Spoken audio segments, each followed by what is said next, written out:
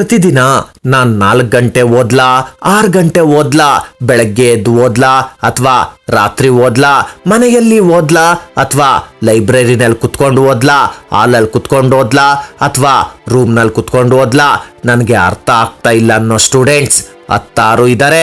ನಾನು ಹೇಳೋದು, ನೀನ್ 4 ಗಂಟೆ ಆದ್ರೂ ಓದು, 6 ಗಂಟೆ ಆದ್ರೂ ಓದು. ನೀನ್ ಹೇಗ್ ಓದ್ಬೇಕಂದ್ರೆ ಜನ ನಿನ್ ಬಗ್ಗೆ ಮಾತಾಡ್ಬೇಕು. ಹುಷಾರಿಲ್ವಾ, ಮಾತ್ರೆ ತಗೋ, ಸ್ವಲ್ಪನಾದ್ರೂ ಓದ್ಲೇಬೇಕು. ಡೈಲಿ ಕ್ಲಾಸ್ಗೆ ಹೋಗ್ಲೇಬೇಕು. ಕೈ ನೋವ್ತಿದೆ ಆದ್ರೂ ನೀನ್ ಬರಿಲೇಬೇಕು. ಓದೋಕೆ ಮನಸ್ಸಿಲ್ವಾ, ಆದ್ರೂ ಓದ್ಲೇಬೇಕು. ಮಾರ್ಕ್ಸ್ ಕಡಿಮೆ ಬಂದಿದೆ, ಫೇಲ್ ಆಗ್ತೀನೇನೋ ಅನ್ನೋ ಭಯ ಇದ್ರು ನಿನ್ನ ಶಕ್ತಿ ಮೀರಿ ನೀನು ಓದ್ಲೇಬೇಕು. ನೀನ್ ಎಂಥದೇ ಪರಿಸ್ಥಿತಿಯಲ್ಲಿದ್ರು ನಿನ್ನ ಗುರಿ ಮುಟ್ಟೋಕೆ ನೀನು ಓದೋದನ್ನ ಬಿಡೋ ಆಗಿಲ್ಲ, ಪ್ರಯತ್ನವನ್ನ ನಿಲ್ಸೋ ಆಗಿಲ್ಲ. ಓದೋ ಕಡೆ ನಿನ್ನ ಪ್ರೀತಿ ಇರ್ಲಿ.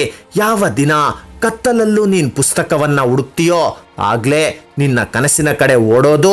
ನಿನ್ನ ಪರಿಸ್ಥಿತಿ ಏನು ಅಂತ ಗೊತ್ತಿಲ್ಲ, ನಿನ್ನ ಹತ್ರ ದುಡ್ಡು ಇಲ್ದಿರ ಇರಬಹುದು, ನಿಮ್ಮ ಮನೆ ಪರಿಸ್ಥಿತಿ ಗೊತ್ತಿಲ್ಲ, ನಿನ್ನ ಫ್ಯಾಮಿಲಿ ನಿನ್ಗೆ ಸಪೋರ್ಟ್ ಮಾಡ್ದಿರ ಇರಬಹುದು. ಆದ್ರೆ ನೀನ್ ಸ್ಟ್ರಾಂಗ್ ಆಗಿದ್ಯಾ, ನೀನು ಒಬ್ನೇ ಇರಬಹುದು. ನೀನ್ ಪ್ರಯತ್ನ ಪಡೋದನ್ನ ಯಾರು ತಡೆಯೋಕ್ಕಾಗಲ್ಲ. ನಿನ್ ಪರಿಸ್ಥಿತಿ ಎಂತದೇ ಆದ್ರೂ ನಿನಗೆ ನಿನ್ ಗುರಿ ಬಿಟ್ಟು ಬೇರೇನೋ ಕಾಣಿಸೋ ಆಗಿಲ್ಲ. ನೀನು ಓದೇ ನಿನ್ನ ಪರಿಸ್ಥಿತಿಯನ್ನ ಬದಲಾಯಿಸೋದು. ಇದೇ ಆ ನಿನ್ನ ಟೈಮ್, ನಿನ್ನ ಲೈಫ್ನ ಬದಲಾಯಿಸೋ ಟೈಮ್. ಇದೇ ಸರಿಯಾದ ಟೈಮ್ ನಿನ್ನ ಗುರಿ ಕಡೆ ಹೋಗೋಕೆ.